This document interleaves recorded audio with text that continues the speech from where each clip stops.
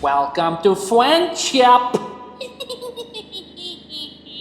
If you're losing on PvP today, chuck your speeder on and let your boss do the play. You scratch my CD, you know.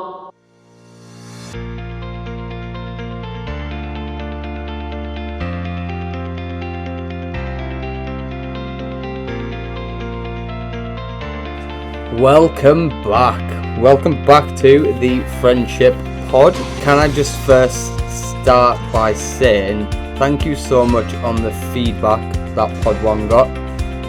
It's allowing us to do another, and we're just going to keep seeing how it goes as and when we can get this out. But thank you for the likes, the comments, the shares, people on Twitch who are using it in commands, etc. It has gone a long way, and the first pod has done absolutely amazing, better than numbers expected, etc. So thank you very much. That's the first thing that I want to get out there. Secondly, the pod this week is a little different, and that's not because it's changing. Let's call this a special. So this week is WrestleMania week for wrestling fans, which I'm sure 99% of the people who listen to the pod are. And me and the boys sat in channel and watched all of it all week. Hence why there was no pod this week. Apologies. And we've decided to do a special breakdown, friendship style. Now, it's important for context that right now it is Sunday night and it's 10 PM. And Raw is on in a few hours, so we're looking forward to Raw, but we're going to recap the whole week prior, just for context purposes.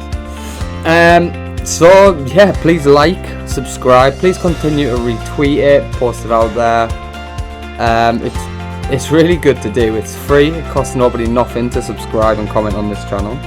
I would never personally push anybody or force anybody to spend money when it's just as enjoyable for me to do. I cut, edit it, and the boys obviously spend up their time getting called for me to record it. So to everybody that makes it possible, thank you very much.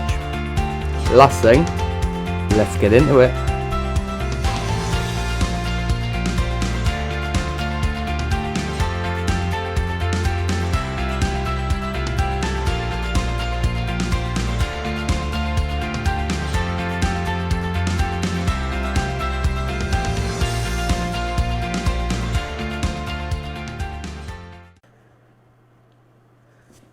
Good evening, afternoon, morning, wherever you are. Welcome to Pod 2.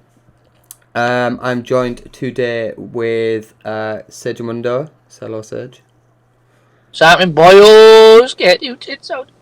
Alid. Hello. And Tosh, first appearance. Tosh. Debut. The Yeah, debut. Boat virginity. What's up, guys? And of course, me, Orc. So, a little bit different, like I said in the introduction. We've all just caught up with all the wrestling all week, been a call, lots happened, lots to discuss. So where do we want to start then? Should we just start with day one and then go through the matches? Yeah. Okay, let's do that. Okay. So, first Mania with fans since last year. How do we feel about that? It really needed to have fans. It wouldn't be Mania without the fans. How was 25,000 though? I don't know, man. It was still class, though, wasn't it? Did you see by night 2 how compact everything was compared to like night 1? It seemed like they were all like, yeah, they all abided by the guidelines. But night 2, that one area with all the camera was facing, there were people all over each other. Mask or not, they were on shoulders, backs. No one gave a shit. Love that. It was better. Like they obviously thought like let's do it day 1 so it looks legit and all right. Yeah. And day 2, Gotta be. fuck it. Like that's the last chance they've got. I do feel like they moved them in though. I feel like that it looked a lot fuller at ringside than night 1. Yeah, I think they spread people out night 1 because of the storms, didn't they? They moved everybody. Yeah. Beforehand. Yeah. What's it called? Night one looked dead in terms of fans. Did not look 25,000. No, I didn't think it looked 25,000 night 1 either. It sounded it though. It sounded good. It sounded Yeah, good. it did sound good. It did sound good. I like the fact that when, well, I don't know, even when they do that song at the beginning, it was loud in there. There was not like no one was standing there listening. Everyone's like embracing that. What a fucking moment! They're not even from there, like, but it was mad, wasn't it? Yeah, I Because we're thought all it in the was same good. predicament. It was class. And it wouldn't be any easy year WrestleMania anyway. Obviously last year all the shit with COVID and stuff.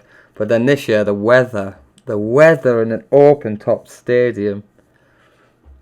I mean, it was nearly off. It was nearly off. I can't believe that they happened, what, an hour before kickoff? And then they were talking about it through kickoff, and you could see that behind them, where on the second night there on the kickoff, they had the two signs, and you could see all the stuff in the background. But on night one, they moved it in, so you couldn't see the stage and everything, because the stage getting ripped apart on night one. You could see the windows just smashing up, like you seen the flags or whatever on the pirate ship. They're in pieces by the actual show. Yeah, But anyway, yeah, as the weather dies off then, and it's like, right, we're getting fucking going, it's going to be mint. I was hyped, you know what I was like, boys, I was screaming. And then it gets to the intro, they do the fucking planes flying over the top, Vince McMahon welcomes us to WrestleMania, video package, straight to ringside, all the lights come on, fucking over the stadium, Tannoy, please fucking evacuate your seats and go down into the boardwalk. Oh my god, I was just like, no! I'm glad that they managed to. I'm glad they managed to get the whole bit of Vince at the top of the stage and obviously the roster out there. Like that few minutes of audio and video, that's going to be played for the rest of WWE, right? Yeah. So powerful, so powerful. So then obviously, so then we get into Mania. After obviously Michael Cole's getting absolutely twatted with rain in his poncho. he's getting it's raining sideways. He's literally getting battered, and he's like, "Oh, we'll start in 5 minutes." Fuck it. And it opens with Lashley McIntyre, the WWE title. I think, is that not the first time that any WrestleMania or event has opened with a championship match? The championship match. I don't remember one prior. No, it's normally main event, isn't it, for the title? Yeah, it's normally universal. Like, the World Heavyweight Championship was Edge and Del Rio. They had Lesnar and Rollins at 35 for the Universal.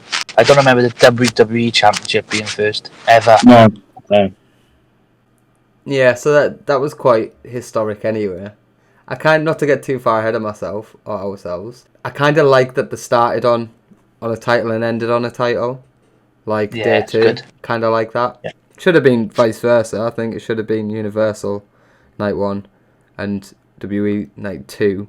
But because of the matchups, you can see why obviously Edge and that went on last, because it's phenomenal. But yeah, so Lashley McIntyre, obviously good match, bad match? Great match.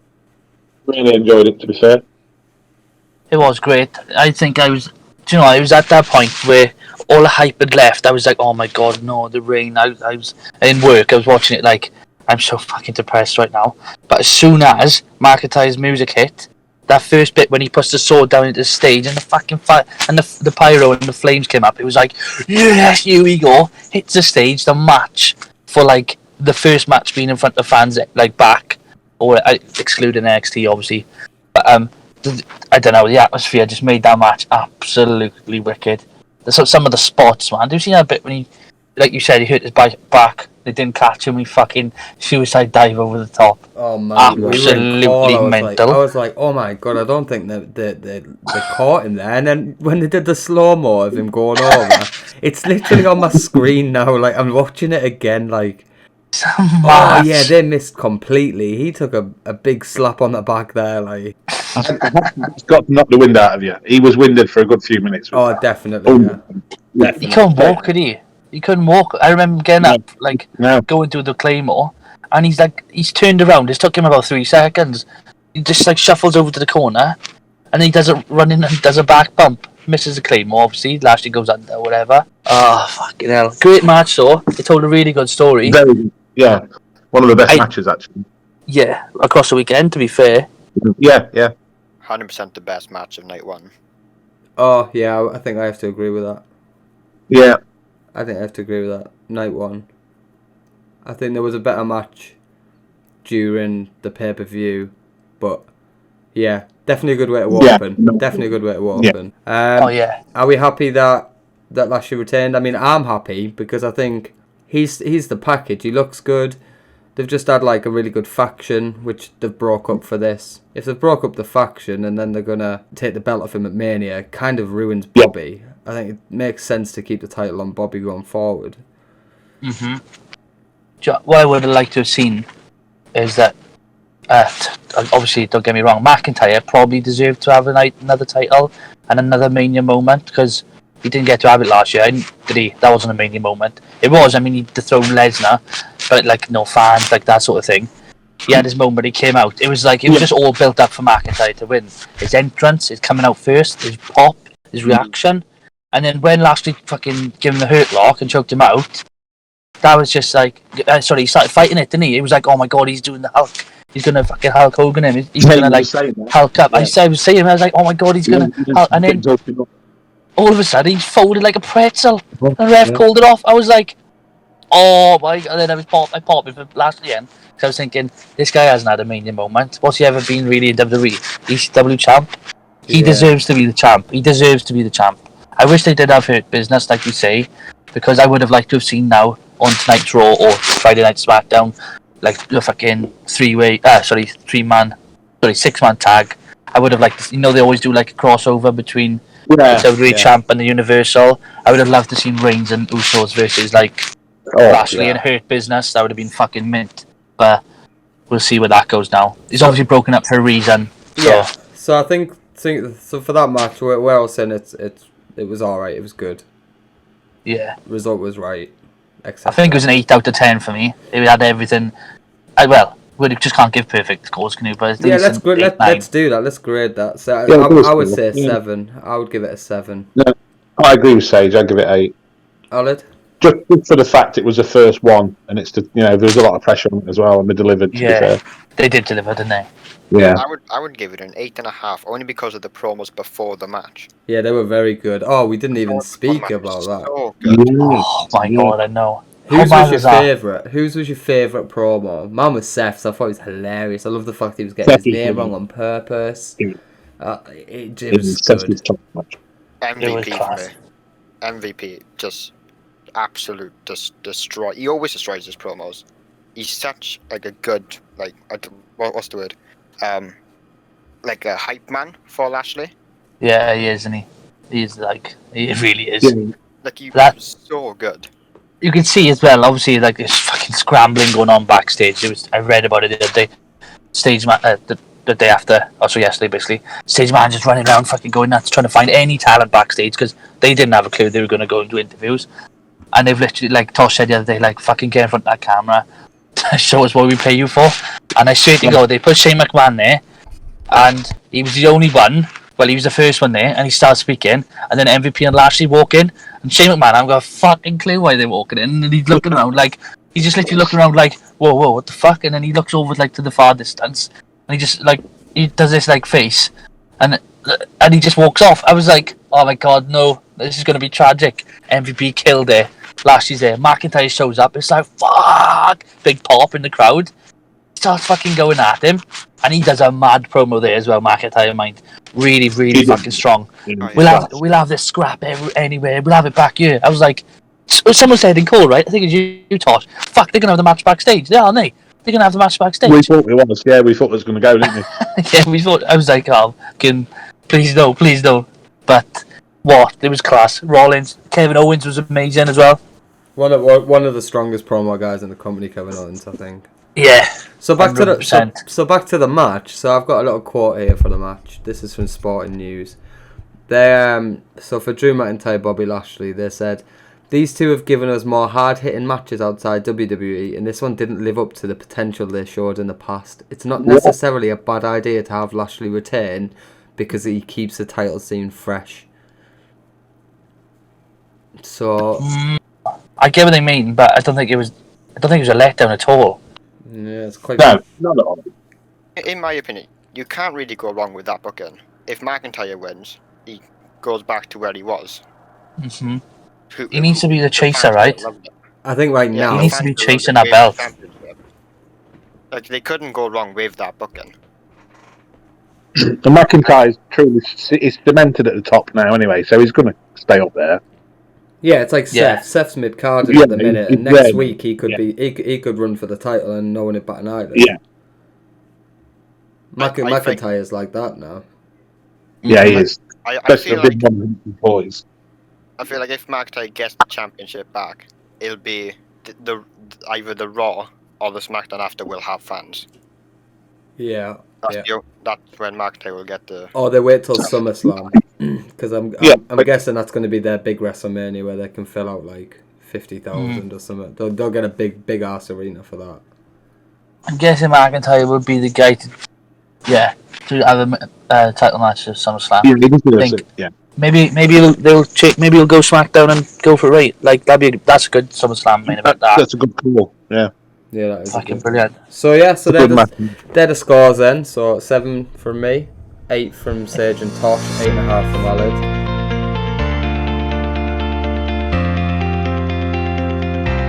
So now we have Delmondo's in call. Say hello, Delmondo.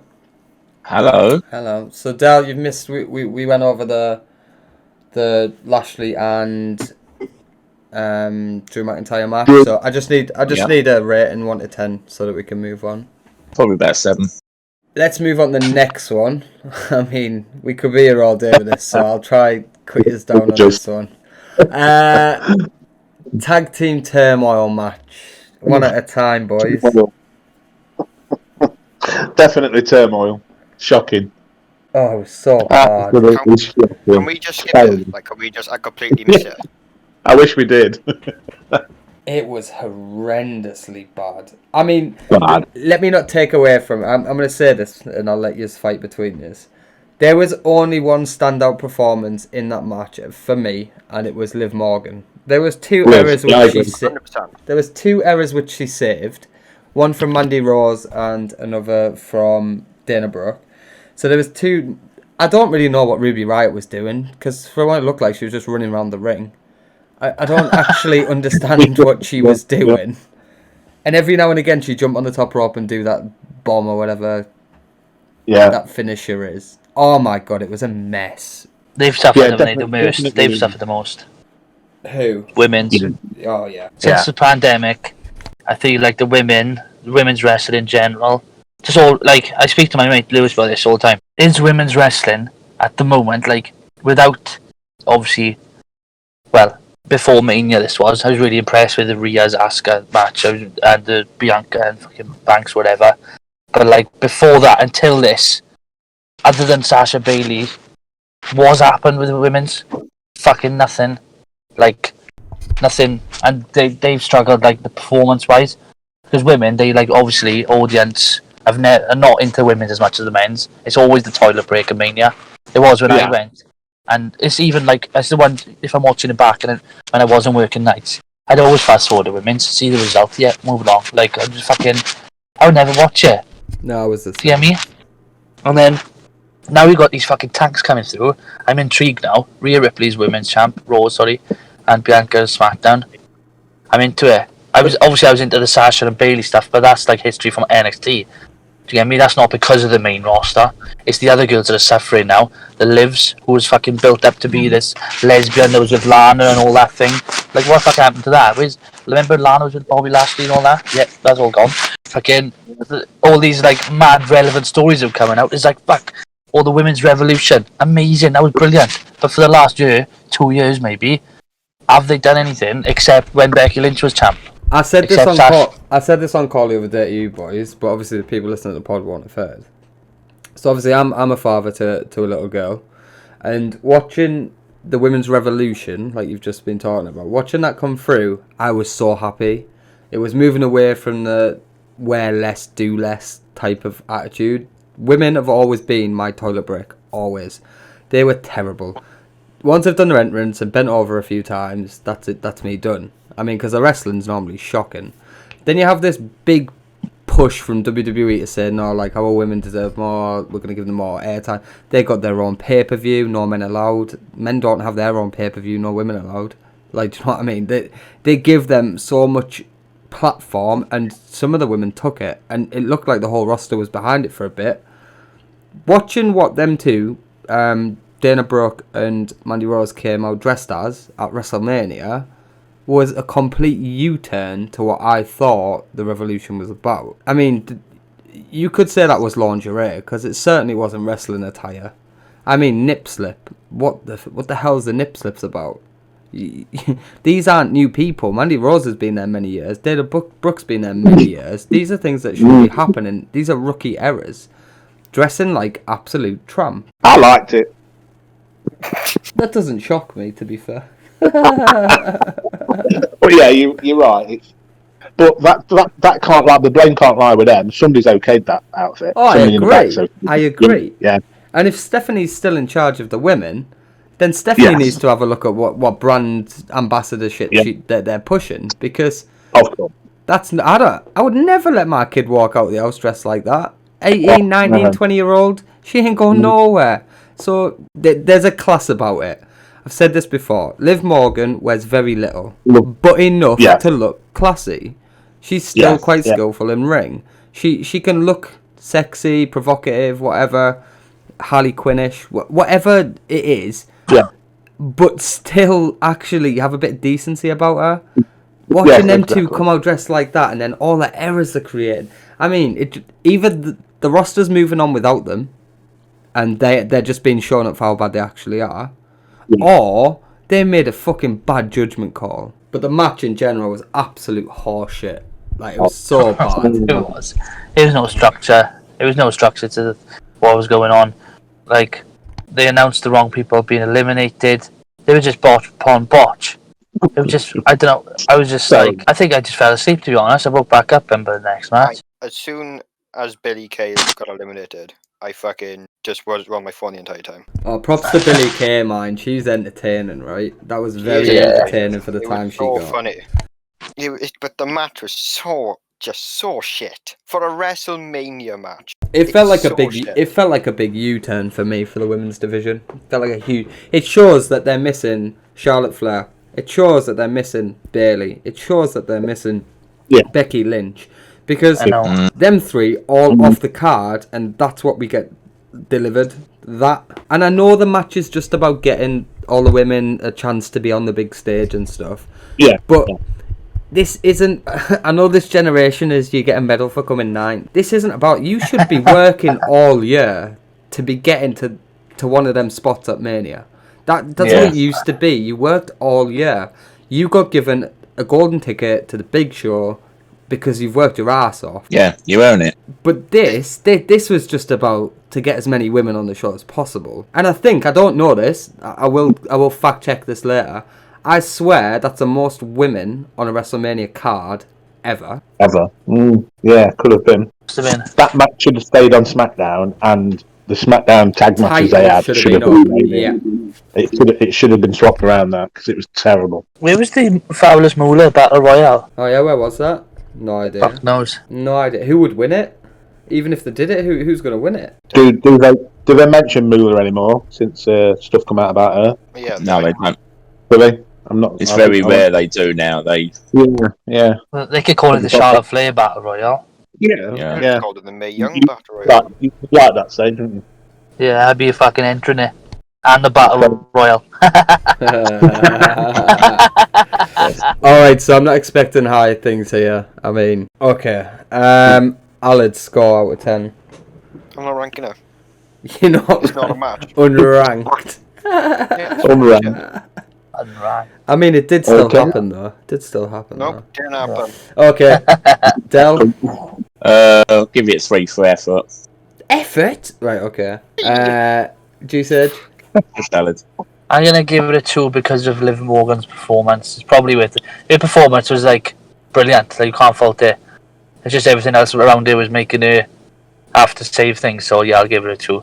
Yeah, and Tosh? Exactly the same as Sage has just said, just purely because of Liv. Yeah, 2 for them as well. I would have given it 2, but there was only one person working in that Liv Morgan tag team, so I'm giving it 1. Yeah.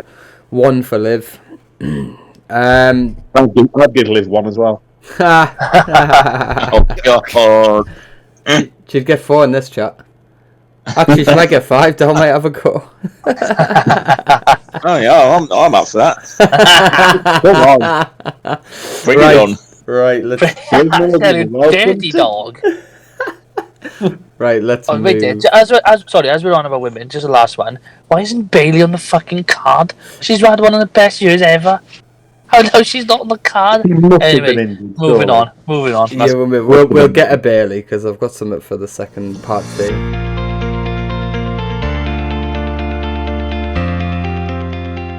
Okie dokie. So, third match of the night. Cesaro versus Seth Rollins. Who's taking the lead? Oh. No, it was great.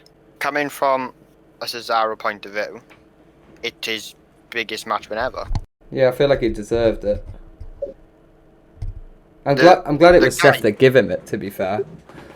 Yeah, the guy has worked so hard, and he's got very little if you actually think about it. So Yeah. I hope that this win now has put him in the right place. Like, he could easily compete against Roman. I don't think he win. I think he needs building up, and he needs a mouthpiece. I think he needs to be like a destroyer, but then there's too many mouthpieces on people at the minute. You got MVP with Bobby, and obviously Heyman's with Reigns. But is he believable as a champion, Cesaro, at this moment? For me, yes. He was classy in Seth Rollins. When he counted that curb stomp for the uppercut, insane moment. Such a good spot. He swung him 23 times.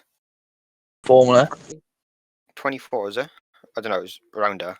Yeah, I think it was 23, wasn't Mad. it? I think it was a giant swing 23.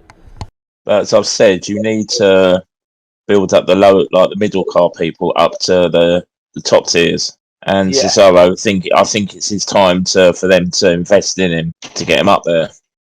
I reckon he is WrestleMania 36 plus. You know, you got 37 plus. He's not a plus yet, as in top tier. He is fucking almost there. He's been around for so long. It was a week or like a month or some shit where Paul Heyman was he was the next Paul Heyman guy. Yeah.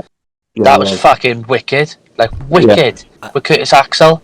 And then that just like kind of disintegrated. And since then, his stuff with Sheamus was mint when they had the fucking best of 7 series. That was unbelievable. Then they tagged the bar. That was all good. Class. That was brilliant. Yeah. They separated. Obviously, Sheamus came back as his old self, and Cesaro's been in limbo a bit, like doing bits here, doing bits there. He's one of the best performers I've ever seen live.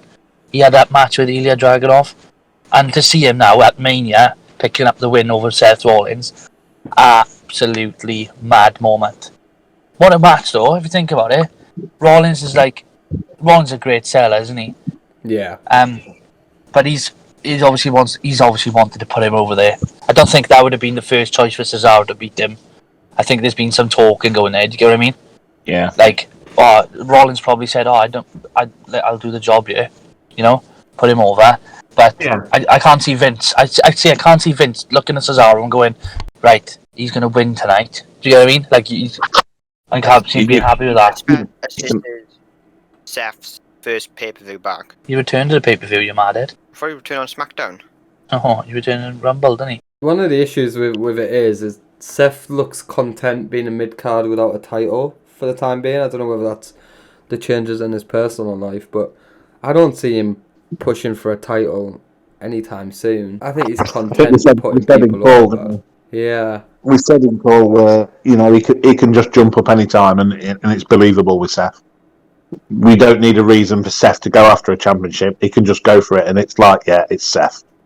He can run. I'd love to see now him rival with Orton for a bit because neither of them need a title, and they're both very good storytellers, very good in ring.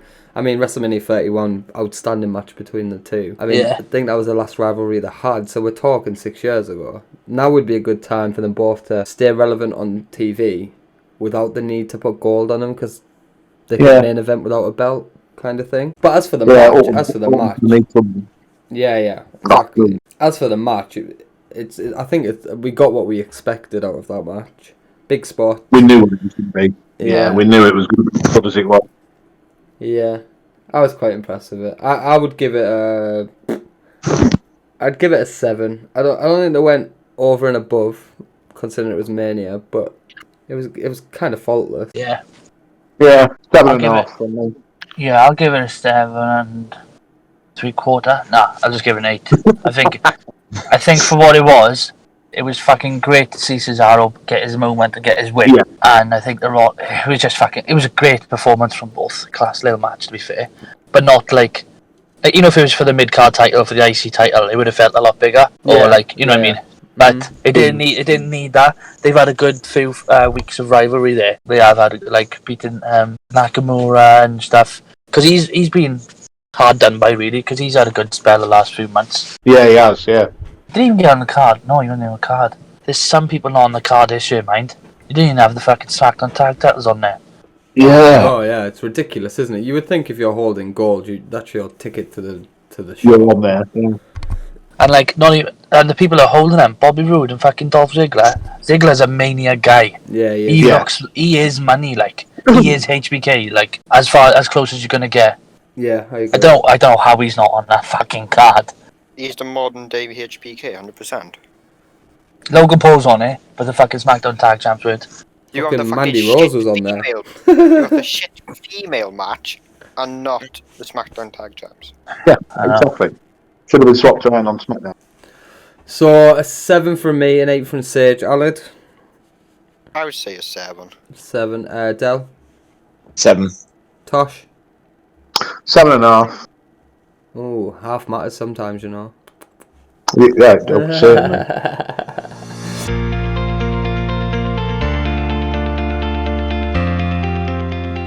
So then we get AJ Styles and Omos versus the New Day. Personally, didn't really have any high hopes for this match. No. It kind of is what it is when you've got a guy that big, right? Yeah, it's just Grand that's what Slam the match AJ, was for, wasn't it? Yeah, Grand Slam AJ. That's all it was Grand for. Slam AJ.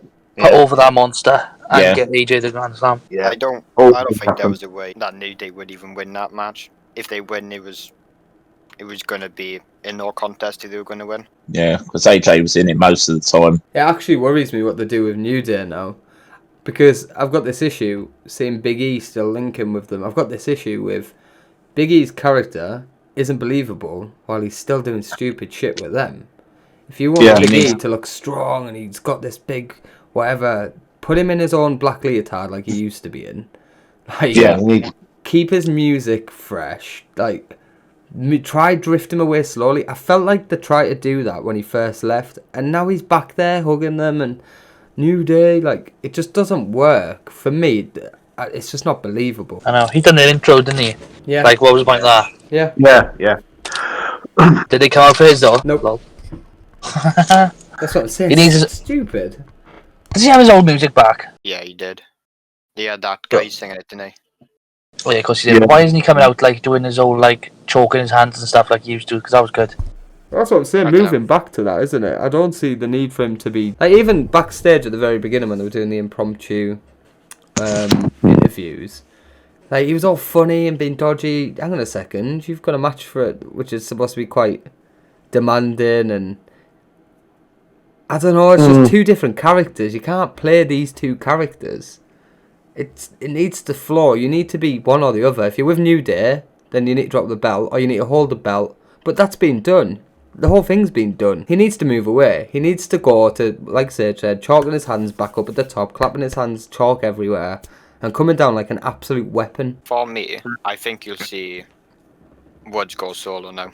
You've had Covey with a belt, you've had Big E with a belt. I don't Woods is the rate only Woods. one that haven't had a big belt. I think he'll push Woods. I don't rate him. He's a I mic man. think he's better in a tag team than solo, 100%. Yeah. He'd disappear on his own. He'd just get shoved to the back.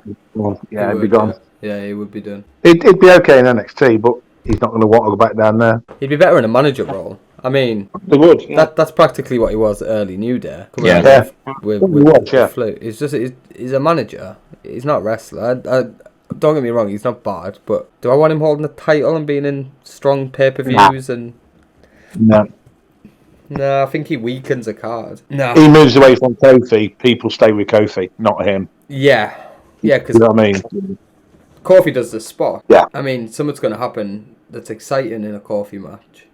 Something fresh. Especially when you've got Rey Mysterio tagged up, like taken away from single competition. There's not really anybody that's flips and shit like that. Like they've killed Ricochet off. Ricochet should be straight up there. Oh, yeah.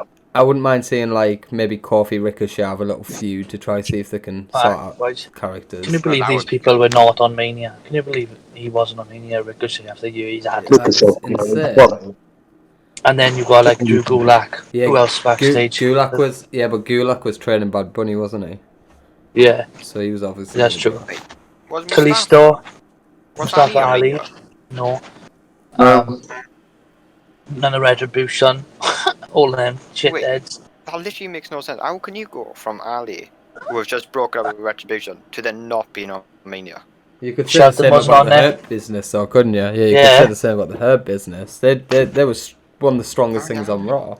I didn't realize so many people wasn't on Mania. Yeah. There's loads, mate. I was just Dominic Mysterio, Rey Mysterio. No what? I seen a stat the other day. It's like the first time in 12 years or something that somebody who headlined WrestleMania isn't on this show.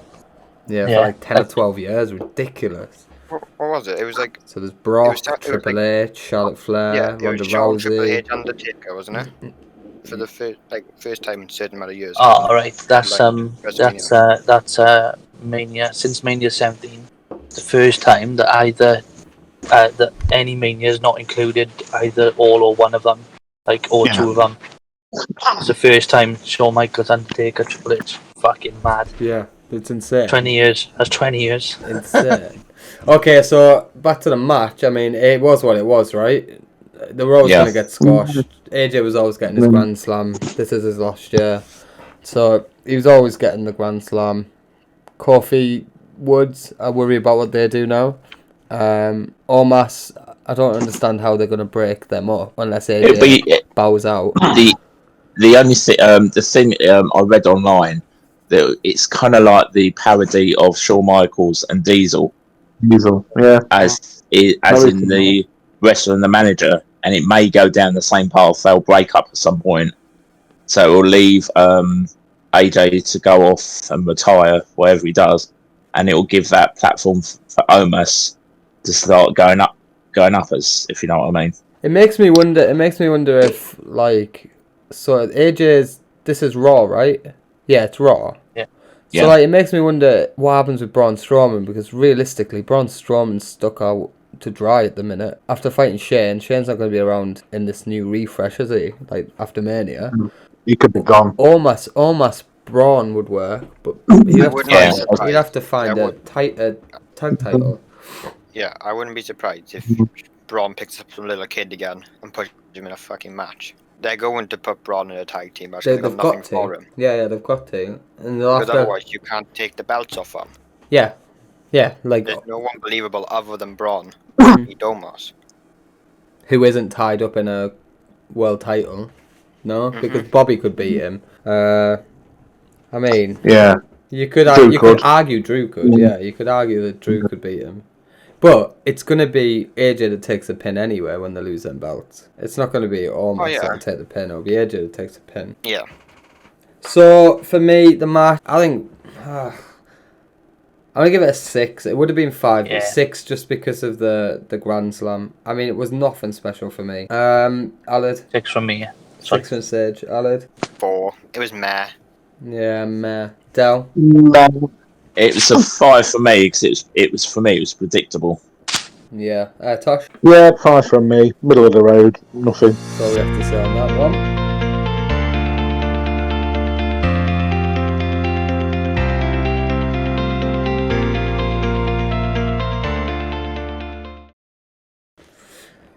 Okay, then next on the card, surprised with this one, Braun vs Shane, steel cage match.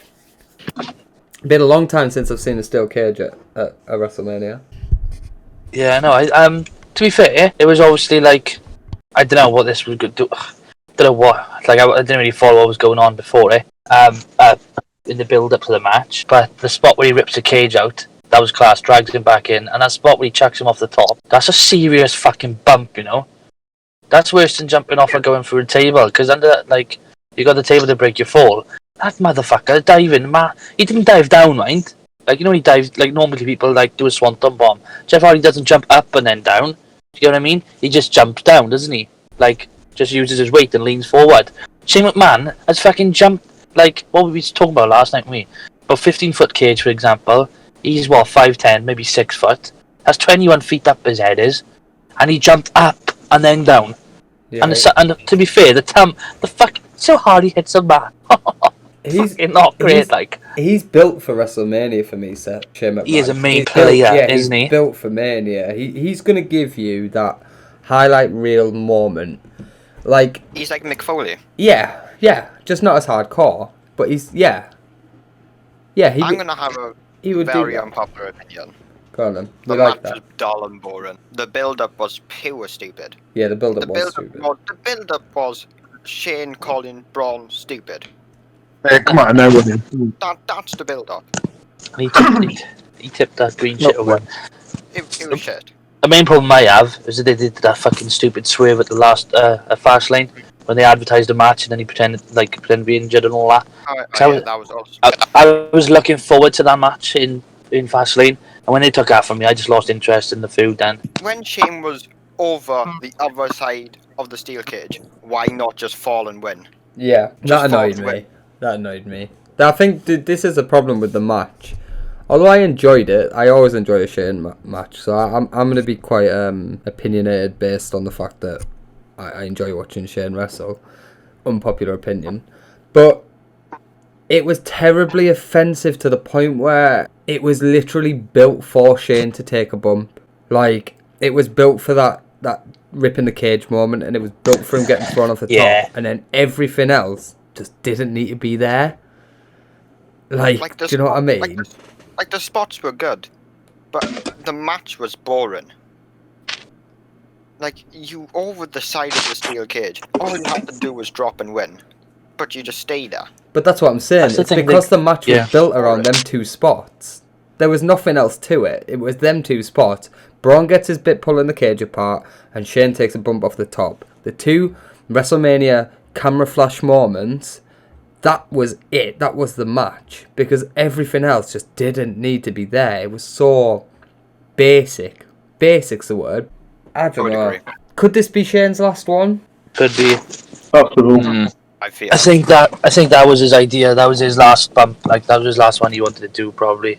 He is coming to an age now, isn't he? That he can't keep taking these bumps. Now that we're on the topic of Shane McMahon, why the fuck wasn't he standing by Vince and Roman Reigns was? That was odd as fuck. That was. With that. What is with that? Stephanie, Vince McMahon, Roman Reigns, Shane McMahon, Paul Heyman. Talk to me now. Talk to me. That was mad. Why was he suited and booted? And like nobody else was. Yeah, but nobody else was. I know. Even people that were wrestling Sunday were in their kit. Why was Roman Reigns stood at the front, suited and booted? Table. Suited and booted. Head of the table, isn't he? I don't know. It seems a bit dodgy, right? It's like the mafia boss, isn't it? I know. His own principal is a mafia related boss. He is the big guy. He is the boss. You don't want to mess with him. If he's wearing a suit and stuff, he gets people to do his dirty work for him, like do so. Oh yeah, I guess so. That makes sense. It does look good. Oh yeah, I see what you're saying. Actually, he still could have stood behind the McMahon family. Randy Orton, I think, is one of the longest serving in that whole stage. And he still stood behind them. I just don't get why he was stood up top with the family. Made no sense. I mean, I know he's their guy. Let's be fair. They've been trying to push him for a long time. He's their guy. But I mean, does he need to be stood at the front? Probably not. It's probably just because of the whole head of the table gimmick. Yeah. He has to be at the front because he is the head of the table. He's not even WWE champion. He's fucking Universal champion. That's another thing. Whereas if you're going to do that, stick the WWE champion up there too. Bobby Lashley should have been in that Raw. Yeah.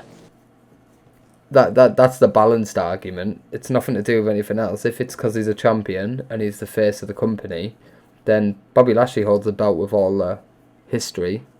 That Universal Championship's got no fucking history at all. None worth remembering. And to be fair, that WWE champion, I think they should swap. I know Reigns is class on SmackDown as Universal, but if he comes to Raw, they change the strap. Not the red. I mean the whole fucking thing. Change that. That'd be fresh. That'll freshen Raw up a lot. Well, I said this in call the other night. It needs unifying. I just don't. Yeah. I don't think the Universals need it. It's not. Oh my god, do Lashley versus Reigns. Exactly. If it's unified, you can have that champion crossing brands. If Roman Reigns is on the big dollars and is the face of the company, give him it. Have him fight Bobby Lashley, unify the belt, and then have him jump Raw and SmackDown. It's good for business. There's no need to have two. It'd also be a clash match. Yeah. Lashley v Reigns would be a class match. It'd be so good. Because you have MVP and Heyman doing promos. Yep. That's a big pay-per-view, that though. That's not going to happen anytime soon, but I can see it happen. I can see them unifying it. I just don't think there's a need for it. I remember that after Mania 35, Rollins was Universal Champ, just beat Lesnar.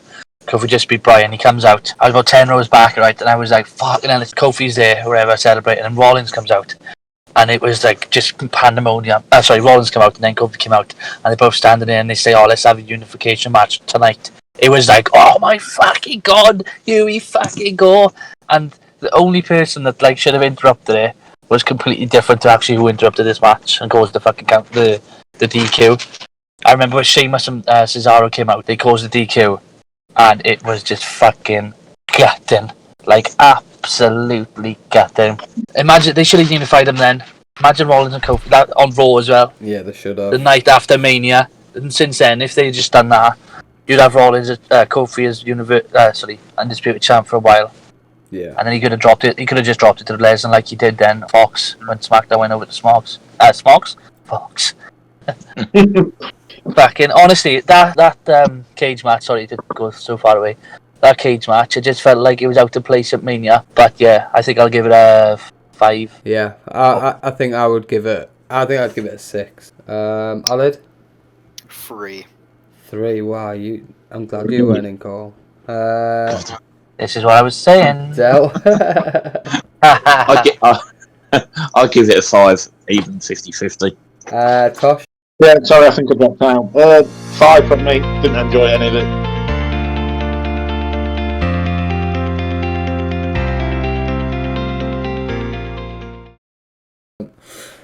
Okay, so obviously we made it known that this isn't a normal pod, but it is still the friendship pod, so it's time for Ask Alid.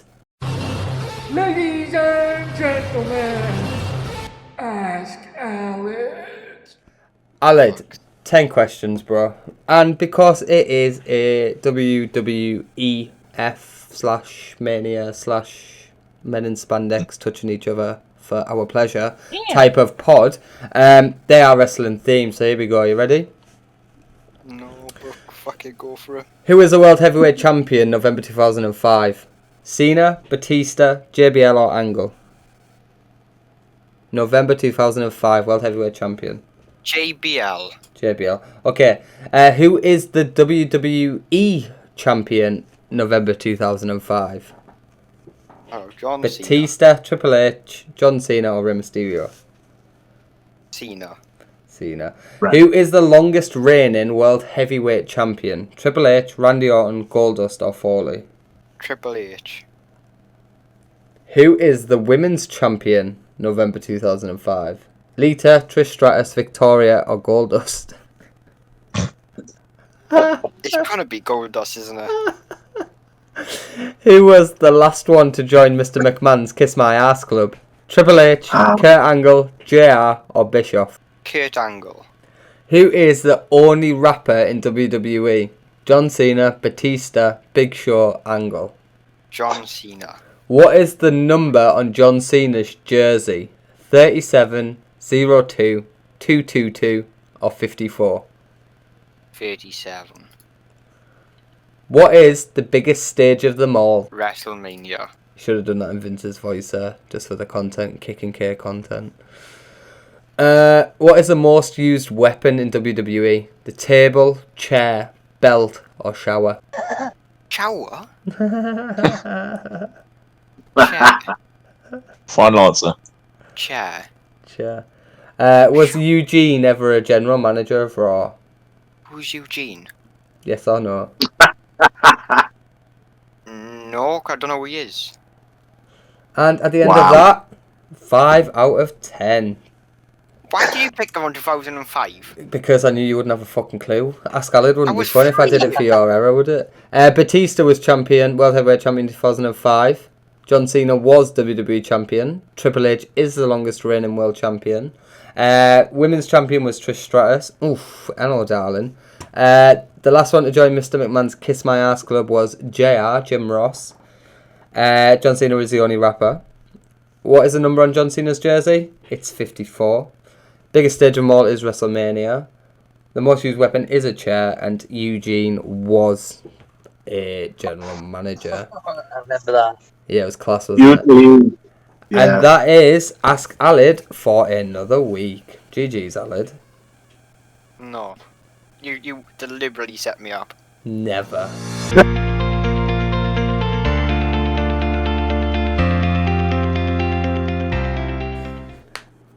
So moving on, we had how many matches did we have left? We only had the 2 matches left on night 1. So it was Bad Bunny, Celebrity Bad Bunny, and Damien Priest versus Miz and John Morrison. So my question to you boys is the bar now set higher for a celebrity to walk into Mania? And please don't mention the KO bit yet. 100%. Yeah. Listen now, his debut, I'm telling you now, his debut, I know, like, this might upset anyone, but I was like, fuck, this is class. And I know Ronda Rousey's a big deal, yeah, but in her debut match or whatever, she didn't look as comfortable as Bad Bunny did. That was a fucking mad showing from him. Everyone was like, oh, Ronda Rousey this, Ronda Rousey that when she came over. I know she's not a celebrity and she was a fighter, but, like, say, it's a crossover, isn't it? Similar sort of thing. Don't hate me for this, but when she's come over, I was like, oh my god, yeah, I'm fully into it. And when I watch it back, and you watch it now, it's like, did she do much? Triple H made it look fucking class, let her smack you up, and like it was all storytelling based. It was all story based. Last night he was doing some mad shit. See that pin he was trying to do on Miz? He was fucking wrestling. That dive off the top rope and that, he deserves fucking credit. That he was fucking wicked, man. The people are gonna struggle now. AEW got Shaquille O'Neal saying, oh, he's the best fucking celebrity wrestler ever. Shut the fuck up, Tony Khan. Go moan about the... Did you see him on Twitter as well, boy? Sorry. He's a fucking idiot, talking about the rain and stuff. Yeah, he just started writing tweets and putting carpet down. Shut your mouth.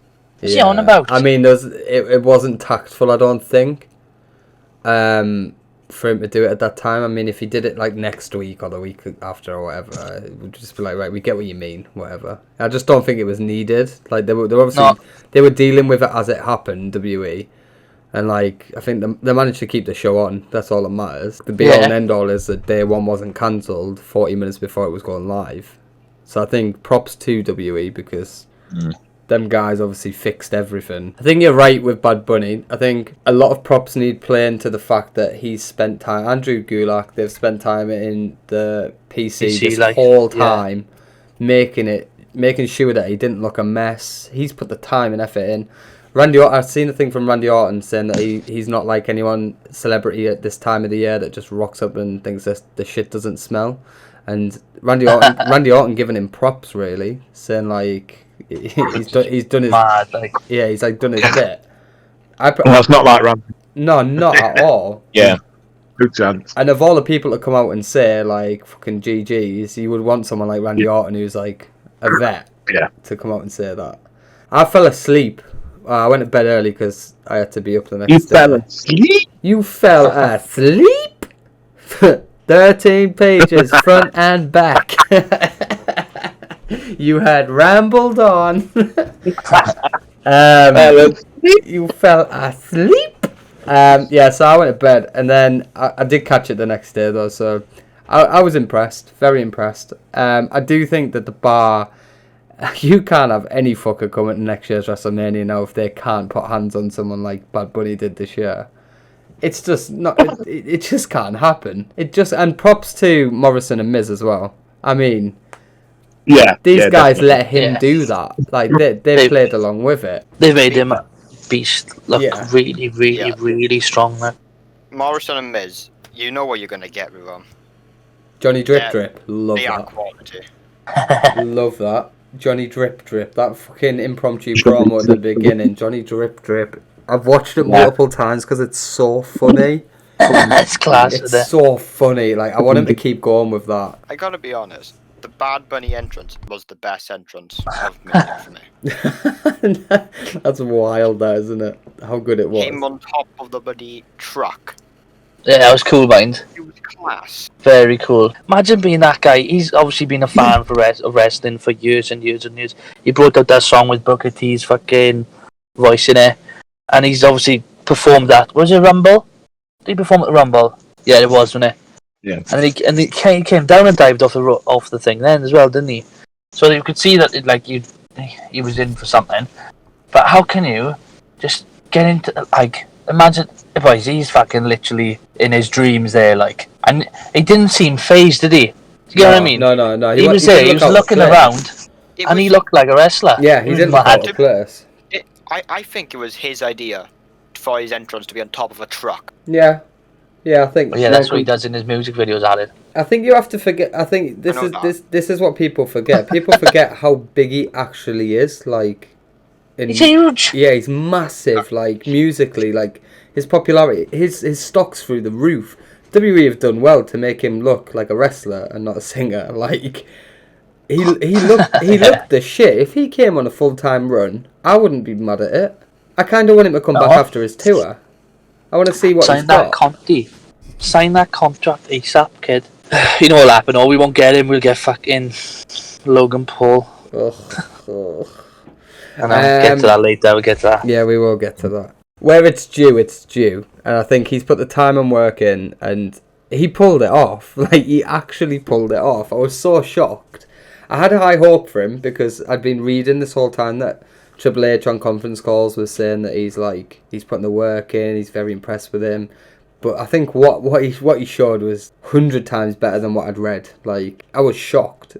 At one point, shocked. That spot he did outside the ring, the flip thing. I know. The Canadian Destroyer, fucking huge, wasn't it? That's what Mania's about. And you've got him actually wrestling. He's not just doing one spot and that's it. He was wrestling. Taking bumps. I was all for it. I would give that match a 7. Close to an 8, but a 7. I was actually impressed. Yeah, I'm going to say 7.5. I'm giving it a 7.5. Alid? Yeah. 7.5. Del? 7.5. Unanimous. GG's to Bad Bunny. GG's. Okay. Yeah, well done.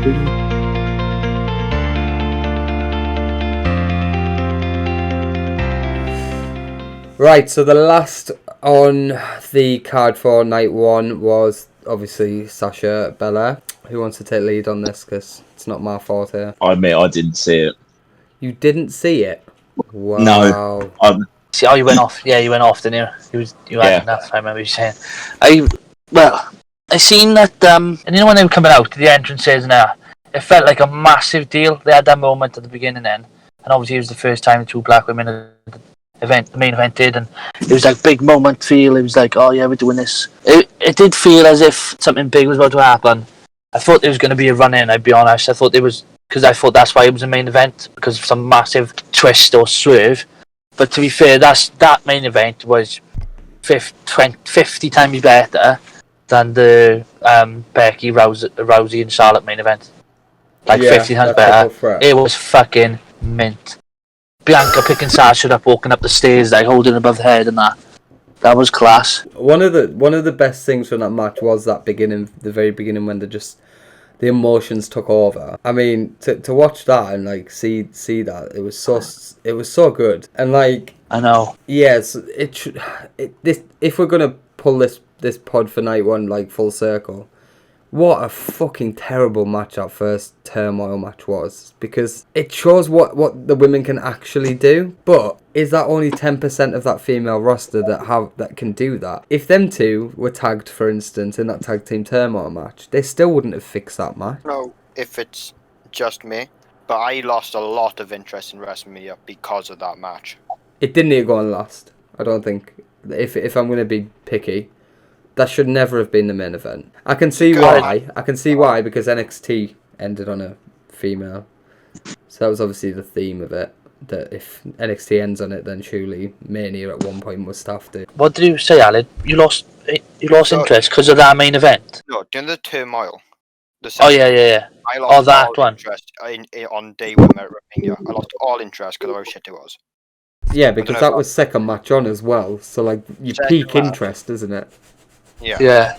You go from probably one of the best matches of Mania in general, Drew Lashley, to whatever that shit show was, and you got to try and rebuild it all the way back up from the ground because of how shit they were. But I enjoyed the main event. The main event was class.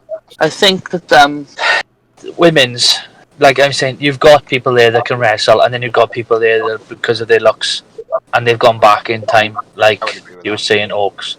There's half of them that will wrestle. Charlotte, class, right? Probably the best ever. Becky Lynch, class, probably the best ever. Who else? Rhea, obviously, immense. Different standard, different look, different gravy.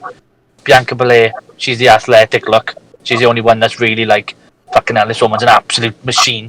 Do you get what I mean? Yeah. So you got all these people, and now that they got the 2 titles, I think it's time to start changing again. I started looking at stop looking at Mandy Rose with it, with that fucking outfit, and you know what I mean.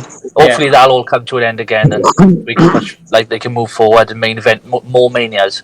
Because when it goes back to one day, they're not going to main event women's. No, then as harsh as it sounds, ain't going to happen. I think something has changed there as well. I think obviously, like I said to everyone earlier. Oh yes, I wrote a tweet, I think, about everyone on about returns and stuff, and then I sat down today and I thought, do you know what? I'm so glad there wasn't any returns, because for the last year, these are the ones that actually grafted their asses off just to let someone come back and steal all the limelight just when fans are there. That's such a good and point.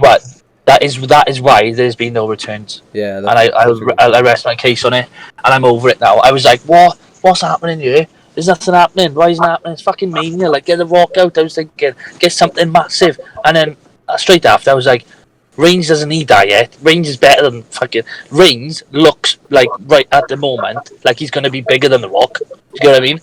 You got who else was I thinking? Becky, she didn't need to return. She let the women have their moment. I didn't think Bianca Belair was going to win, mind. But that's happened now, so great, yeah, move along. They've all worked their asses off. NXT, Belair, Rhea, they've carried that for the last year. And then obviously when they've moved up, after last Mania or whatever it was, they've been just working hard, you know. Yeah, the Rumble, didn't think she was going to win the Rumble, but yeah, women in general, and the returns now. I think hopefully we can get the women back going again, wrestling. I mean, it was a good match. I mean, I think you come to expect what you expect of Sasha now. I mean, she doesn't really do anything much different in matches, I've noticed. It's like, this is what she does, and she does it very well, and that's it. Obviously, we've got Belair, who's brand new to a lot of the audience, because the problem is NXT have such a cult following. Like, not everybody watches NXT. So really, they've only really gone off, for just a die-hard Raw SmackDown fan base, they've literally just gone off her on the main roster. And there wasn't much to go off, because she was tagged with Sasha for a lot of it anyway. So, just seeing the emotion at the beginning, and you can obviously see, backstage what it's like. And then the match itself, it was good for what it was. It was good.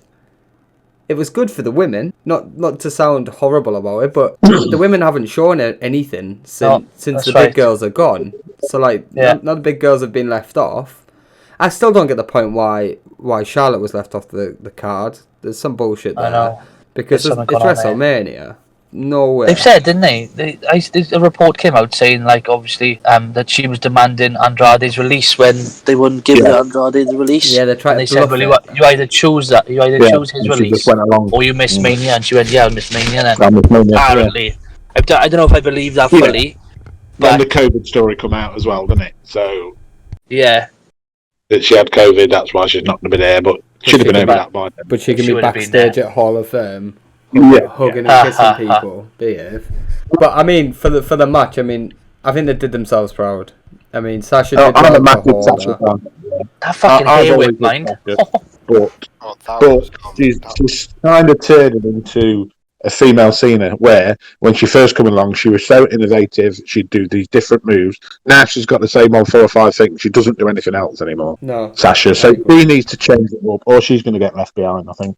I think it's ever since she came back after that hiatus where she obviously fell out with the company. For She was going to go, and she was just gone for ages. I feel like she went and trained elsewhere, and she's just come back, and it is just very samey.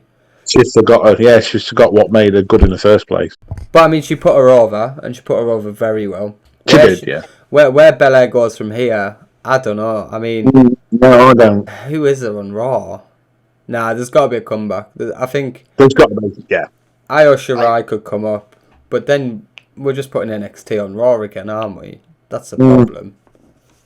If it's good enough for Raw, it's good enough for NXT. I wish they didn't break up UE so that Undisputed Era, so they could have come to Raw tonight and just fucked everything up. I wanna see. I'm blabbling. Carry on, boys. The best bit at the end for me was where she'd obviously won the belt, and then the camera was on Sasha, and she's like selling. She's selling that she's fucked. And then she's like smiling from ear to ear because she can't help it. Yeah. It's such a genuine emotion to see. It's so good. I think from start to finish, like the storytelling was brilliant. And then obviously Montez Ford came out when the cameras rolled off. It was so good. Okay, grade it then. So I reckon for me it was an 8. Based on what I give the female turmoil, I mean it'd be wrong to not go high end for that. So yeah, it's an 8 for me. Alad? I would say 8. Del? 8. Sage? I'm gonna go 8.5. My best match of the night. Tosh? 8 from me. So, looking back at the matches that we've just done for day one, it wasn't strong night one, and I've been seeing people say that night one was the best. And what? It wasn't. It was. No, I agree. I disagree too. The night one was. It was bog standard. It was a standard pay-per-view. There was nothing special really. I didn't see no one turn up after the first match really. You know what I was saying to Ali, I was like, Ali, listen, there's just been a pandemic. Why are you sagging the Mania off? Like, just fucking enjoy it, mate. Just don't even look at anything else. Until the second night got halfway through, I was like, fucking first night was shite! Yeah, exactly.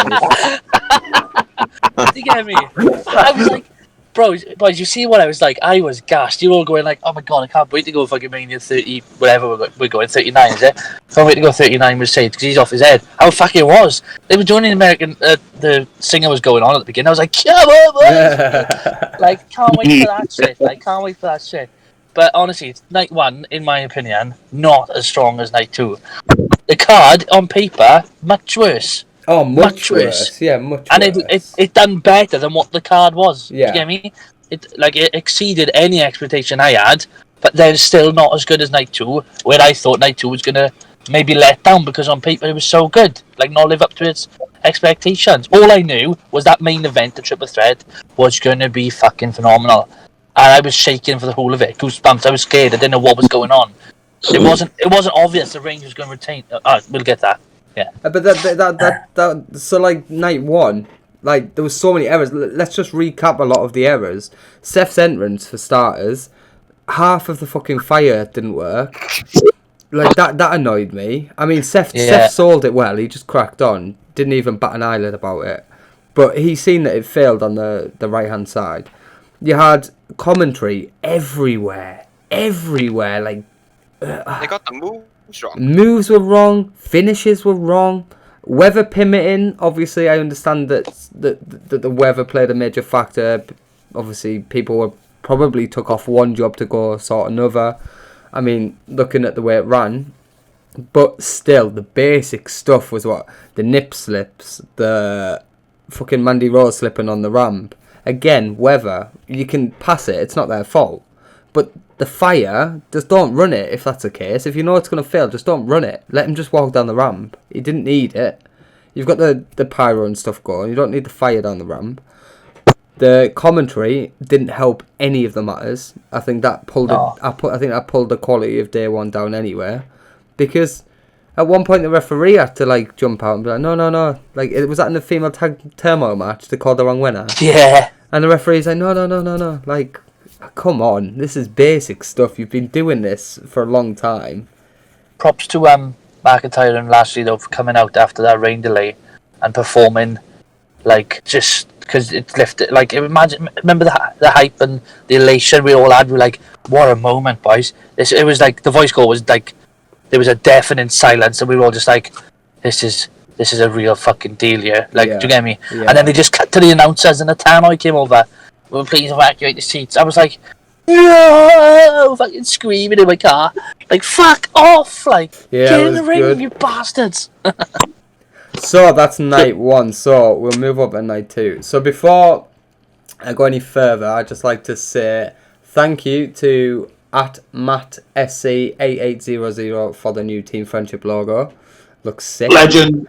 Looks sick. You will notice that we now have a brighter screen. Always looks good. So big props to Matt. Hit him up if you need anything, like banners, Twitter stuff, whatever.